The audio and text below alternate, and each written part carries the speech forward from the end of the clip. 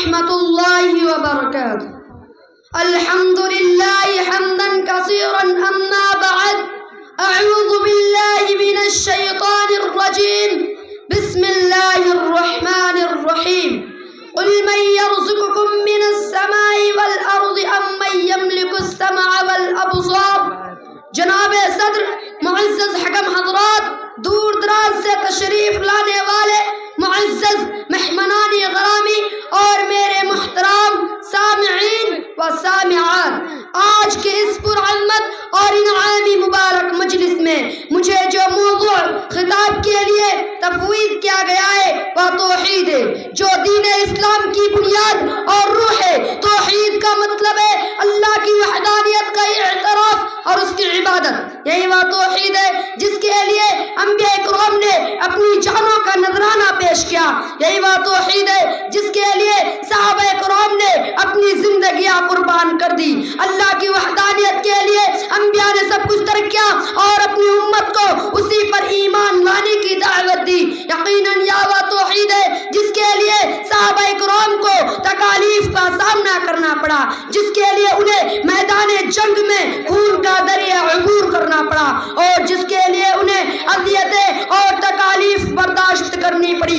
جب حضرت بلال رضی اللہ عنہ کو ظالموں نے زمین پر لٹا کر کہا کہ لات کی پوجا کرو، منات کی پوجا کرو، اور جب انہیں گھٹنے تک دھکیل کر جوتے کے نیچے رگڑنے کی کوشش کی گئی تو ان کی زبان سے یہی کلمہ نکلا، احد احد، اللہ ایک ہے، اللہ ایک ہے۔ اللہ کی وحدیت اور اس کی عبادت کا ذکر قرآن میں بار بار آیا ہے، جیسا کہ ارشاد باری تعالیٰ ہے وَمَا خَلَقْتُ الْجِنَّ وَالْإِنسَ إِلَّا لِيَعْبُدُونَ، اور میں نے جنوں اور انسانوں کو صرف اپنی عبادت کے لیے پیدا کیا ہے۔ یہ آیت ہمیں واضح طور پر یہ بتاتی ہے کہ انسان کی تخلیق کا اصل مقصد اللہ کی عبادت اور اس کی وحدانیت کو تسلیم کرنا ہے۔ مزید اللہ تعالیٰ نے فرمایا یا ایھا الناس اعبدوا ربکم الذی خلقکم والذین من قبلکم لعلکم تتقون، اے لوگو اپنے رب کی عبادت کرو جس نے تمہیں اور تم سے پہلے لوگوں کو پیدا کیا تاکہ تم پرہیزگار بن جاؤ۔ یہ آیت ہمیں اللہ کی عبادت کی طرف بلاتی ہے اور اس کی خالق ہونے کی دلیل کے ساتھ اس کی وحدانیت کو ثابت کرتی ہے۔ یقیناً توحید کو مختلف پہلوؤں سے قرآن مجید میں بیان کیا گیا ہے تاکہ انسان اللہ کی قدرت اور وحدانیت کو سمجھے۔ اللہ تعالیٰ نے اپنی تخلیق کے عجائب کو ہماری نظروں کے سامنے رکھ کر اپنی عظمت کا احساس دلایا، جیسا کہ ارشاد باری تعالیٰ ہے وَجَعَلْنَا اللَّيْلَ لِبَاسًا وَجَعَلْنَا النَّهَارَ مَعَاشًا وَبَنَيْنَا فَوْقَكُمْ سَبْعًا شِدَادًا وَجَعَلْنَا سِرَاجًا وَهَّاجًا، اور ہم نے رات کو تمہارے لیے لباس بنایا اور دن کو معاش کا وقت بنایا، اور تمہارے اوپر 7 مضبوط آسمان بنائی اور ایک روشن چراغ سورج بنایا۔ یہ آیت اللہ کی تخلیقی قوت اور اس کی ربوبیت کی دلیل ہے جو انسان کو اللہ کی وحدانیت کی طرف متوجہ کرتی ہے۔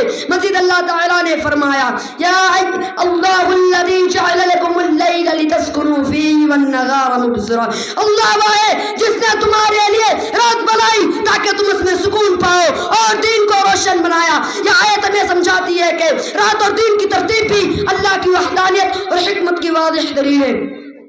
حضرات گرامی، اللہ تعالیٰ نے زمین و آسمان، رات و دن، چاند و سورج اور کائنات کے مختلف مظاہر کو ہماری خدمت میں لگا کر اپنی وحدانیت کا اعلان کیا ہے، جیسا کہ اللہ تعالیٰ نے فرمایا هو الذی خلق لکم ما فی الارض جمیعا، وہی ہے جس نے زمین میں جو کچھ ہے سب تمہارے لیے پیدا کیا۔ یہ آیت واضح کرتی ہے کہ ہر مخلوق انسان کی خدمت میں لگائی گئی ہے تاکہ انسان اللہ کی عظمت کو پہچانے اور صرف اسی کی عبادت کرے۔ یقیناً آج کا مسلمان توحید کے اصل مفہوم اور اس کے روح سے بہت دور ہوتا جا رہا ہے۔ اس کی بنیادی وجہ وہی ہے جو کفار مکہ کی گمراہی کا سبب بنے تھے۔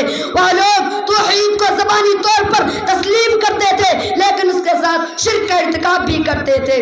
اللہ رب العالمین نے اس حوالے سے نبی اکرم صلی اللہ علیہ وسلم کو مخاطب کرتے ہوئے فرمایا قل افرأيتم ما تدعون من دون الله ان ارادني الله بضر هل هن كاشفات ضره او ارادني برحمة هل هن ممسكات رحمته قل حسبي الله عليه يتوكل المتوكلون۔ کہہ دیجئے کیا تم نے غور کیا ان چیزوں پر جنہیں تم اللہ کے سوا پکارتے ہو؟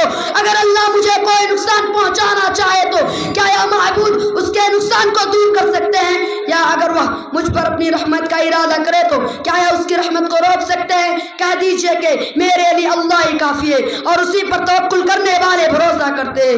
یہ آیت واضح کرتی ہے کہ اللہ تعالیٰ ہر چیز کا حقیقی مالک ہے اور تمام امور اسی کے قبضے قدرت میں ہے، اس لیے ہمیں اپنے عقیدے میں خالص توحید کو اپنانا چاہیے اور شرک سے مکمل اجتناب کرنا چاہیے۔ آج ہم مسلمان زبانی طور پر دعویٰ کرتے ہیں کہ ہم توحید پرست ہیں اور شرک سے دور ہیں، لیکن افسوس کہ ہمارے اعمال اور طور طریقے اس کے برعکس ہیں۔ ہمارے کاموں میں ایسی چیزیں شامل ہوتی ہیں جو شرک کی بو سے بھری ہوئی ہے۔ یہ تعداد ہمارے عقیدے اور عمل کے درمیان ایک گہری خلیج پیدا کرتا ہے جو ہماری دینی حالات کی کمزوری کو ظاہر کرتا ہے۔ آخر میں اللہ تعالیٰ سے دعا ہے اللہ ہمیں خالص توحید کو اپنانے کی توفیق عطا فرما اور ہمارے دلوں کو شرک کی ہر شکل سے نفرت اور بیزاری عطا فرما۔